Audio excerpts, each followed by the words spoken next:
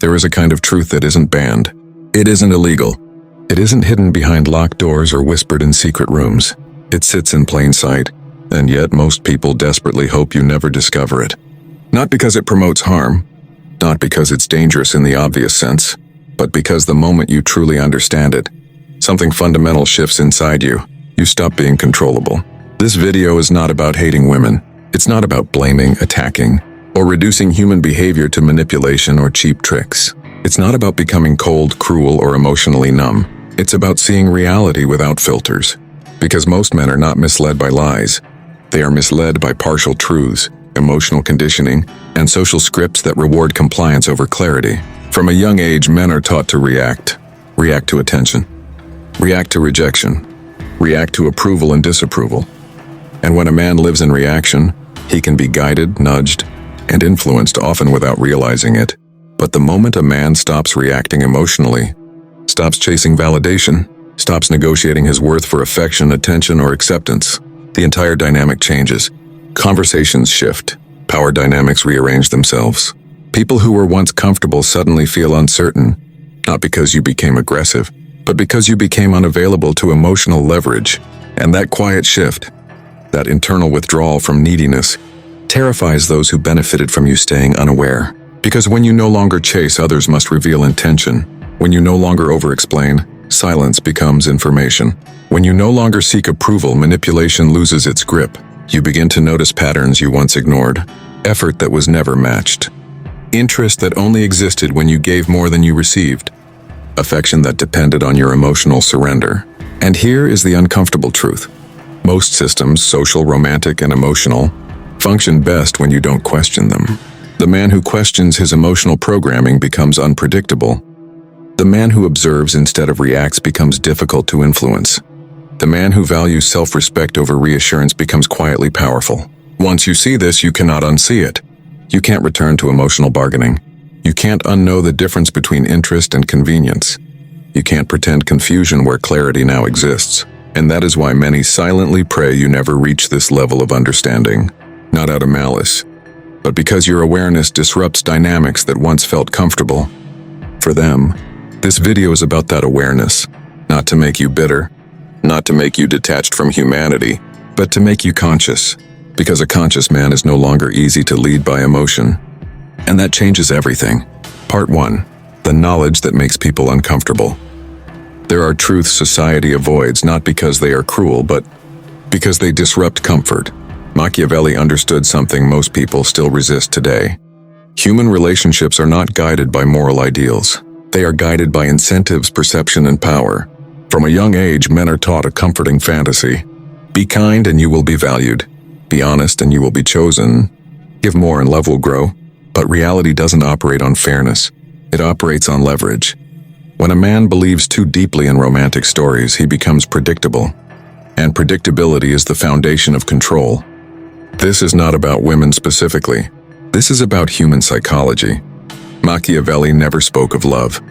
He spoke of how humans behave when something matters. And attraction, whether people admit it or not, is about behavior, not intention. The man who understands this does not become cruel. He becomes aware, and awareness removes fear. Part 2. Why emotional availability destroys value. Here's a truth rarely spoken out loud. Desire does not grow from constant presence. It grows from perceived value. And value requires limits. When a man is always available, always explaining, always reassuring, he believes he is showing commitment. But what he is actually showing is emotional dependence. The human brain does not crave what is guaranteed. It disengages from it. This is not manipulation. This is biology. Machiavelli warned that leaders who become predictable lose authority. The same happens in relationships. A man who gives everything too early teaches others how little effort is required to keep him. There is a difference between being kind, being convenient. Convenience is not respected. It is used. A man with boundaries does not need to advertise his worth. His behavior communicates it. Mystery does not mean emotional distance. It means restraint. When everyone has full access to you, you become ordinary, and ordinary is rarely deeply desired. Part 3. Words versus actions, the most dangerous confusion. Machiavelli warned against confusing appearances with reality. Words are cheap. They protect image. Actions reveal intention. Most emotional manipulation survives because men listen to what is said, instead of watching what is done. Attraction does not respond to promises. It responds to patterns. A man who understands this stops arguing, stops convincing, stops explaining himself into weakness. He observes. Who pulls away when given priority? Who becomes interested only when distance appears? Who tests boundaries while hiding behind moral language? This awareness changes everything.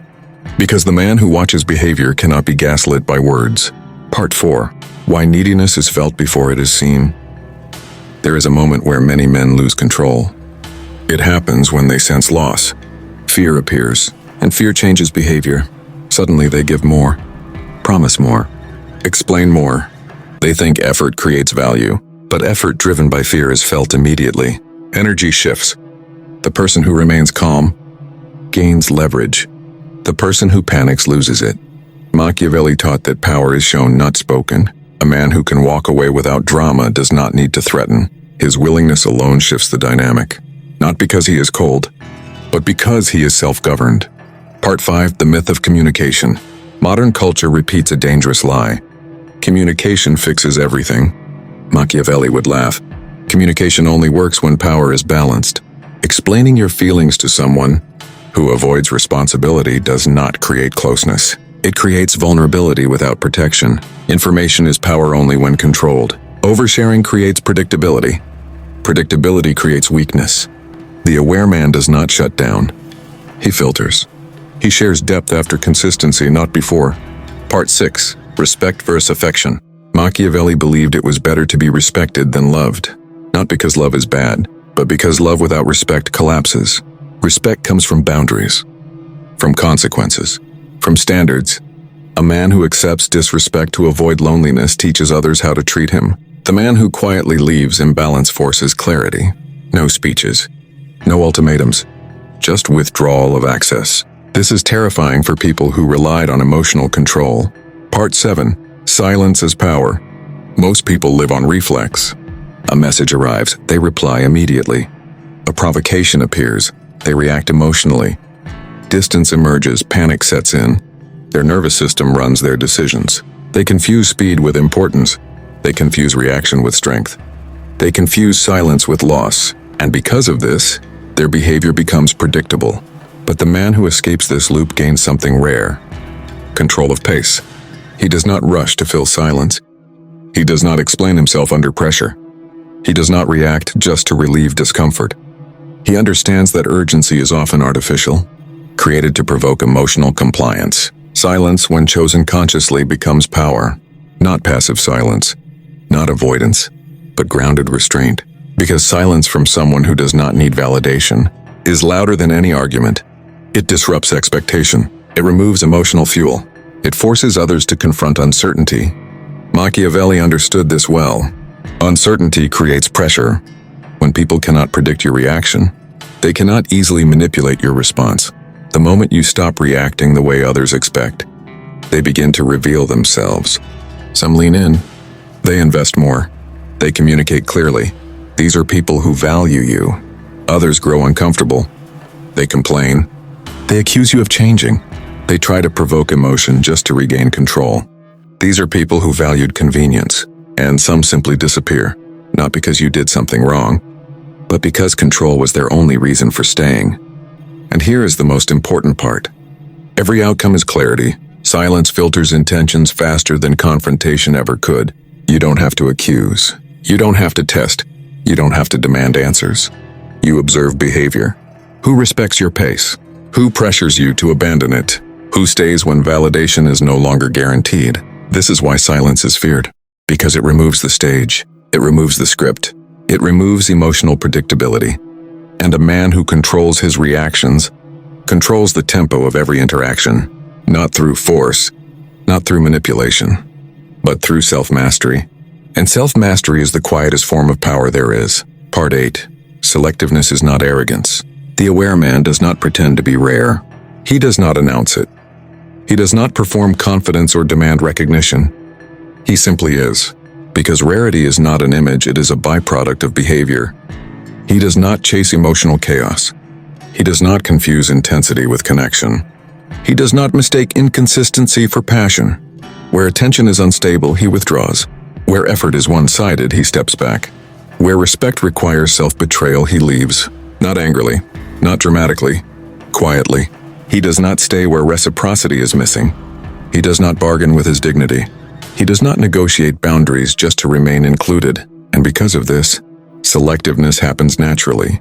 He does not cut people off. He simply stops investing where investment isn't returned. This filtering process feels uncomfortable to others, not because it is cruel, but because it removes unlimited access. Some people call this cold, others call it selfish. Some label it arrogance. Machiavelli understood something timeless. Labels are weapons.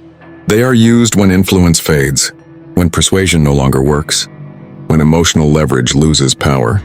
Calling a man selfish is often an attempt to reintroduce guilt. Calling him cold is an effort to provoke reaction. Calling him arrogant is a way to shame selectiveness back into compliance. But a man who governs himself does not fear labels. He understands that labels do not define him. They reveal the frustration of those who lost control. He no longer explains his standards. He no longer defends his boundaries.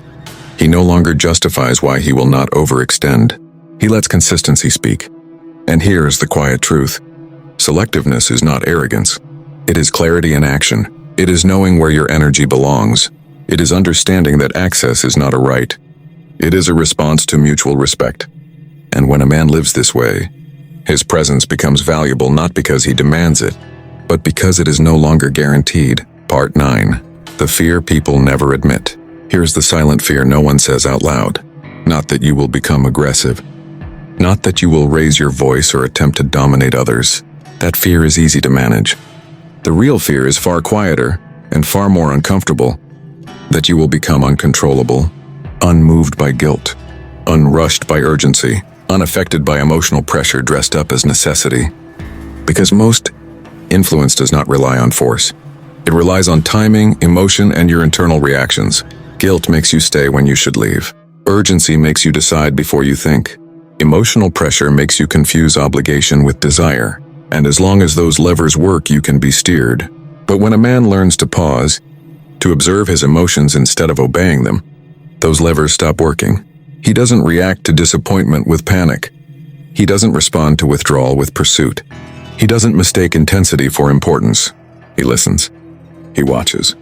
He chooses. And this is where discomfort begins, because a man who does not need emotional approval cannot be directed by praise, cannot be controlled by silence, cannot be trapped by fear of loss. He no longer adjusts himself to keep others comfortable. He no longer trades self-respect for reassurance. He becomes selective, and selectivity is threatening in a world that expects access. Those around him feel it immediately, not because he announces it, but because his behavior no longer bends. He is calm where pressure once worked, detached where urgency once controlled, grounded where guilt once dictated action, and that makes people uneasy, because a man who chooses, rather than reacts, rather than pleads, rather than explains, cannot be owned. Not emotionally, not psychologically, not through expectations disguised as demands. This is not cruelty. It is sovereignty.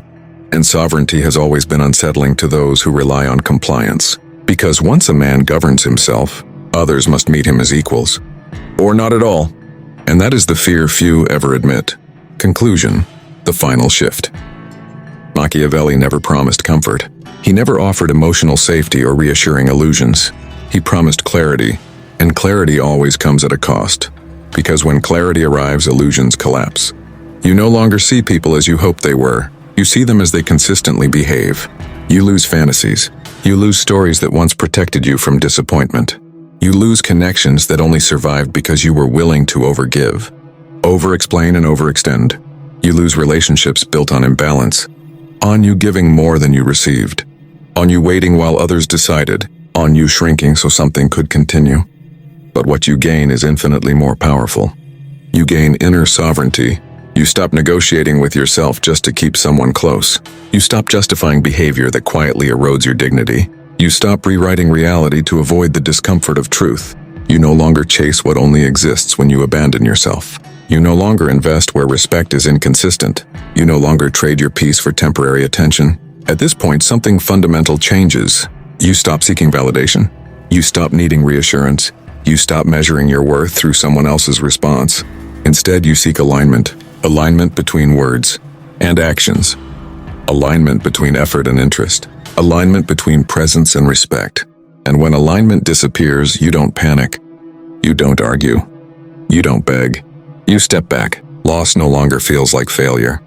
It feels like filtration. You understand that not everyone who enters your life is meant to stay. Some were only there while you were convenient. Some were only comfortable when you were emotionally predictable. And you let them go without hatred, without revenge, without noise. This is the stage many people secretly hope you never reach. Because once a man governs himself, the world loses its ability to govern him emotionally. Guilt no longer controls his decisions. Urgency no longer forces his hand. Loneliness no longer pushes him into weak attachments. He can be present without clinging. He can care without losing himself. He can walk away without burning bridges. And that is deeply unsettling to systems built on emotional dependence. Because a man who does not act from fear cannot be rushed, cannot be manipulated, cannot be pressured into betraying his own standards. He becomes calm where others expect chaos, silent where others expect explanation, steady where others rely on instability. This is not arrogance, it is self-rule. And self-rule is the foundation of all real power. A man like this is not dangerous because he dominates others. He is dangerous because he cannot be dominated. Not by fear, not by guilt, not by loneliness. He chooses. And a man who chooses, rather than begs, rather than chases, rather than pleads, is the most dangerous kind of free.